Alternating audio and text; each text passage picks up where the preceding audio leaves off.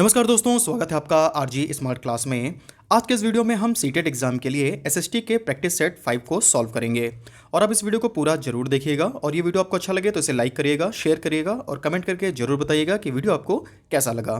तो चलिए शुरू करते हैं। तो आज का जो पहला प्रश्न है वो है कि 1651 ईस्वी में मुगलों द्वारा बंगाल में किस स्थान पर ईस्ट इंडिया कंपनी को व्यापार करने की अनुमति दी गई थी?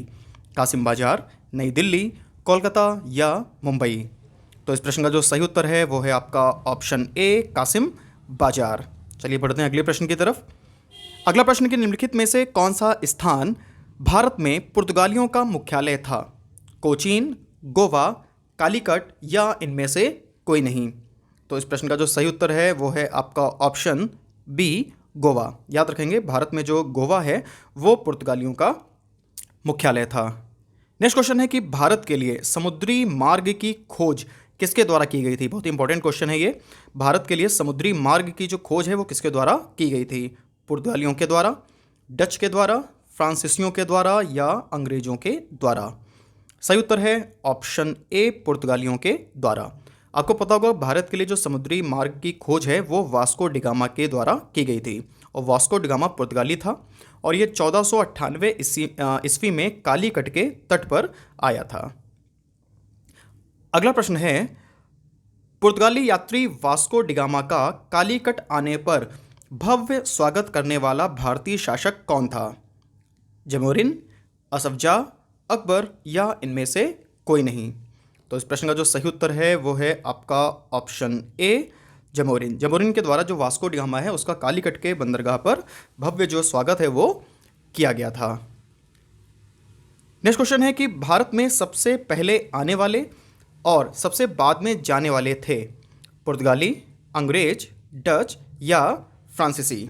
तो प्रश्न का जो सही उत्तर है वो है आपका ऑप्शन ए, पुर्तगाली। भारत में सबसे पहले जो है पुर्तगाली आए और सबसे बाद में जो है वो यही थे सबसे बाद में जाने वाले। ठीक है। नेक्स्ट क्वेश्चन है, भारत में पुर्तगाली सत्ता की वास्तविक नींव रखने वाला पुर्तगाली गवर्नर कौन था? ये बहुत ही इंपॉर्टेंट क्वेश्चन है कि भारत में पुर्तगाली सत्ता की वास्तविक जो नींव है वो रखने वाला पुर्तगाली गवर्नर कौन था?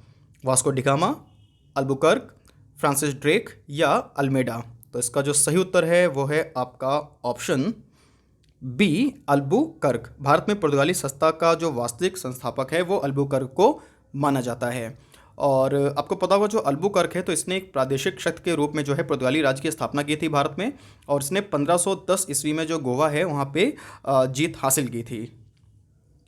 नेक्स्ट क्वेश्चन है, प्लासी के युद्ध के समय बंगाल का नवाब कौन था? सिराजुद्दौला, मीर जाफर, मीर कासिम या इनमें से कोई नहीं? तो इस प्रश्न का जो सही उत्तर है वो है आपका option A, Sirajuddaula. Next question है कि प्लासी की लड़ाई किसके बीच लड़ी गई थी? मीर जाफर और रॉबर्ट क्लाइव, सिराजुद्दौला और रॉबर्ट क्लाइव, मीर कासिम और रॉबर्ट क्लाइव या इनमें से कोई नहीं?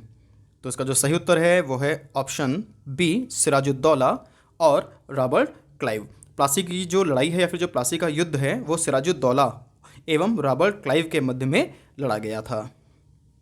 नेक्स्ट क्वेश्चन है कि पुर्तगाली संस्कृति के अवशेष भारत में कहाँ पाए जाते हैं? गोवा, कालीकट, कोचीन या मुंबई? तो इस प्रश्न का जो सही उत्तर है वो है आपका ऑप्शन ए, गोवा। भारत में जो पुर्तगाली संस्कृति के अवशेष हैं वो गोवा में पाए जाते हैं। यहाँ पे एक चीज़ आप ध्यान दीजिएगा कि जो पुर्तगाली संस्कृति के अवशेष हैं वो भारत में गोवा के अलावा कोचीन से भी प्राप्त होते हैं। ठीक है, लेकिन जो सर्वाधिक अवशेष हैं पुर्तगाली संस्कृति के वो गोवा से प्राप्त होते हैं, तो इसलिए गोवा को ही इस ऑप्शन में सही माना जाएगा। अगला प्रश्न है कि अंग्रेजों ने भारत में अंग्रेजी को शिक्षा का माध्यम कब बनाया था? बहुत इंपॉर्टेंट क्वेश्चन है, सीटेट में कई बार पूछा जा चुका है कि अंग्रेजों ने भारत में अंग्रेजी को शिक्षा का माध्यम कब बनाया था? 1835, 1836, 1837 या 1897?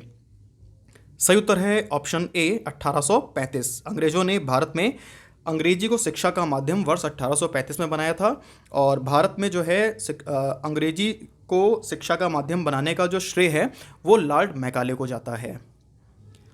अगला प्रश्न है, बुनियादी शिक्षा का विचार सर्वप्रथम किसने प्रस्तुत किया था? महात्मा गांधी, जवाहरलाल नेहरू, इंदिरा गांधी या फिर इनमें से कोई नहीं। तो इस प्रश्न का जो सही उत्तर है वो है आपका ऑप्शन ए, महात्मा गांधी। महात्मा गांधी ने ही सर्वप्रथम जो है वो बुनियादी शिक्षा का जो विचार है उसको प्रस्तुत किया था। अगला प्रश्न है कि अलीगढ़ आंदोलन का संस्थापक कौन था? सर सैयद अहमद खां, मौलाना अहमद लाहौरी, मौलाना हुसैन या लियाकत अली? सही उत्तर है option A, sir Syed Ahmad खां।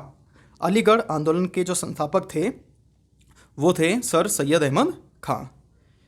अगला प्रश्न है कि अलीगढ़ में मुस्लिम एंग्लो ओरिएंटल कॉलेज की स्थापना किसने की थी? सर सैयद अहमद खां, शौकत अली, मोहम्मद अली या मोहम्मद जिन्ना?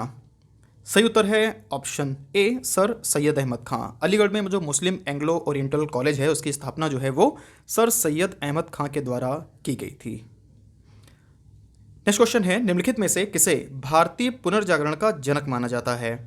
रविन्द्रनाथ टैगोर, राजा राम मोहन राय, स्वामी विवेकानंद या इनमें से कोई नहीं? तो सही जो उत्तर है वो है ऑप्शन बी, राजा राम मोहन राय। भारतीय पुनर्जागरण का जनक जो है वो राजा राम मोहन राय को कहा जाता है। नेक्स्ट क्वेश्चन है कि ब्रह्म समाज के संस्थापक कौन थे? राजा राम मोहन राय, स्वामी विवेकानंद, ईश्वर चंद्र विद्यासागर या स्वामी दयानंद सरस्वती? तो इसका सही उत्तर जो है वो है आपका ऑप्शन ए, राजा राम मोहन राय। ब्रह्म समाज के संस्थापक राजा राम मोहन राय थे। अगला प्रश्न है कि प्रार्थना समाज के संस्थापक कौन थे? रामकृष्ण परमहंस, आत्माराम पांडुरंग, दयानंद सरस्वती या स्वामी विवेकानंद? सही उत्तर है ऑप्शन बी, आत्माराम पांडुरंग। प्रार्थना समाज के जो संस्थापक थे वो आत्माराम पांडुरंग थे। नेक्स्ट क्वेश्चन है कि राजा राम मोहन राय ने किसके विरुद्ध ऐतिहासिक आंदोलन का आयोजन किया था?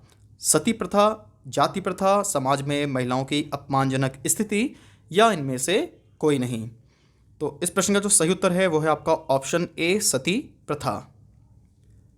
अगला प्रश्न कि निम्नलिखित में से रॉयल सोसाइटी ऑफ लंदन का फेलो बनने वाला पहला भारतीय कौन था? AC वाडिया, श्रीनिवास रामानुजम, CV रमन या PC महालोनोबिस? तो इसका जो सही उत्तर है वो है ऑप्शन ए, AC वाडिया। अगला प्रश्न है, कोलकाता में एशियाटिक सोसाइटी की स्थापना किसने की थी? A.O. Hume, William Jones, Keshav Chandra Sen या इनमें से कोई नहीं? तो जो सही उत्तर है वो है आपका option B, William Jones. Kolkata में जो एशियाटिक सोसाइटी है उसकी स्थापना विलियम जोन्स के द्वारा की गई थी।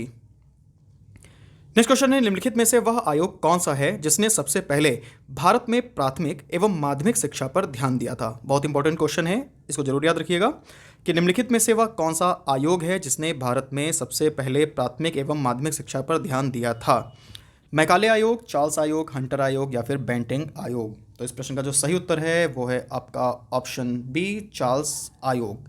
चार्ल्स आयोग के द्वारा ही जो है सबसे पहले प्राथमिक एवं माध्यमिक शिक्षा पर भारत में जो है वो विचार किया गया था। अगला प्रश्न है, सर्वोदय का अर्थ क्या है? अहिंसा, सबका उत्थान, संपूर्ण क्रांति या असहयोग? तो इस प्रश्न का जो सही उत्तर है वो है आपका ऑप्शन बी, सबका उत्थान। ठीक है, सर्वोदय का जो अर्थ है वो होता है सबका उत्थान। अगला प्रश्न है, 19वीं शताब्दी में सबसे पहले शुरू किया जाने वाला सुधार आंदोलन निम्नलिखित में से कौन सा था? प्रार्थना समाज, ब्रह्म समाज, रामकृष्ण मिशन या फिर इनमें से कोई नहीं? तो इस प्रश्न का जो सही उत्तर है वो है आपका ऑप्शन बी, ब्रह्म समाज। अगला प्रश्न है, महाराष्ट्र में सत्य शोधक सभा की स्थापना किसके द्वारा की गई थी? ज्योतिबा फुले, आत्माराम पांडुरंग, बाबा साहब अम्बेडकर या महात्मा गांधी? सही उत्तर है ऑप्शन ए, ज्योतिबा फुले। ठीक है, याद रखेंगे महाराष्ट्र में सत्य शोधक सभा की जो स्थापना है वो ज्योतिबा फुले के द्वारा की गई थी। अगला प्रश्न है, शारदा सदन स्कूल की स्थापना किसके द्वारा की गई थी? महादेव गोविंद रानाडे, रमाबाई, सरोजनी नायडू या इनमें से कोई नहीं? सही उत्तर है ऑप्शन बी, रमाबाई। ठीक है, शारदा सदन स्कूल की स्थापना जो है वो रमाबाई के द्वारा की गई थी। अगला प्रश्न है, the Indian war of independence नामक पुस्तक के लेखक कौन थे? वी.डी. सावरकर, जवाहरलाल नेहरू, महात्मा गांधी या फिर इनमें से कोई नहीं? सही उत्तर है ऑप्शन ए, वी.डी. सावरकर। याद रखेंगे, the Indian war of independence नामक जो पुस्तक है इसके लेखक वी.डी. सावरकर थे। अगला प्रश्न है, यह किसने कहा था कि सत्य परम तत्व है एवं वह ईश्वर है? महात्मा गांधी, राधा कृष्णन, स्वामी विवेकानंद या इनमें से कोई नहीं? तो सत्य परम तत्व है एवं वही ईश्वर है, ये कहा गया था महात्मा गांधी के द्वारा। अगला प्रश्न है, किसे भारतीय बिस्मार्क के रूप में भी जाना जाता है? वल्लभ भाई पटेल, सुभाष चंद्र बोस, भगत सिंह या बाल गंगाधर तिलक? तो इस प्रश्न का जो सही उत्तर है वो है आपका ऑप्शन ए, वल्लभ भाई पटेल। वल्लभ भाई पटेल को भारतीय बिस्मार्क के रूप में भी जाना जाता है। नेक्स्ट क्वेश्चन है, जब महात्मा गांधी की मृत्यु हुई थी तब किसने कहा था कि कोई विश्वास नहीं करेगा कि ऐसे शरीर और आत्मा वाला कोई व्यक्ति था? Albert Einstein, Leo Tolstoy, Abul Ghaffar Khan या इनमें से कोई नहीं? बहुत इंपॉर्टेंट क्वेश्चन है ये भी। तो इसका जो सही उत्तर है वो है आपका ऑप्शन ए, अल्बर्ट आइंस्टीन। अल्बर्ट आइंस्टीन के द्वारा ये कहा गया था महात्मा गांधी की मृत्यु होने के बाद कि कोई विश्वास नहीं करेगा कि ऐसे शरीर और आत्मा वाला कोई व्यक्ति जो है था। अगला प्रश्न है, महात्मा गांधी को अर्धनग्न फकीर किसने कहा था? Lord Mountbatten, Winston Churchill, Lord Wavell या फिर लॉर्ड लिनलिथगो? तो सही उत्तर जो है वो है आपका ऑप्शन बी, विंस्टन चर्चिल। ठीक है, विंस्टन चर्चिल जो है ब्रिटेन के प्रधानमंत्री थे। चलिए बढ़ते हैं अगले प्रश्न की तरफ। अगला प्रश्न है कि महात्मा गांधी के द्वारा करो या मरो का नारा किस आंदोलन में दिया गया था? असहयोग आंदोलन, भारत छोड़ो आंदोलन, नमक सत्याग्रह या फिर रोलेट सत्याग्रह? सही उत्तर है ऑप्शन बी, भारत छोड़ो आंदोलन। महात्मा गांधी के द्वारा जो करो या मरो का नारा है ये भारत छोड़ो आंदोलन के दौरान जो है वो दिया गया था। तो फ्रेंड्स, अगर आपको ये वीडियो पसंद आया हो तो हमारे चैनल को सब्सक्राइब करना ना भूलें, वीडियो को लाइक करें और शेयर करें ताकि हम इस तरह के और वीडियोस बनाते रहें। आपको ये वीडियो कैसा लगा कमेंट में जरूर बताएं। तो आज के लिए इतना ही। देखते रहिए आरजी स्मार्ट क्लास। धन्यवाद।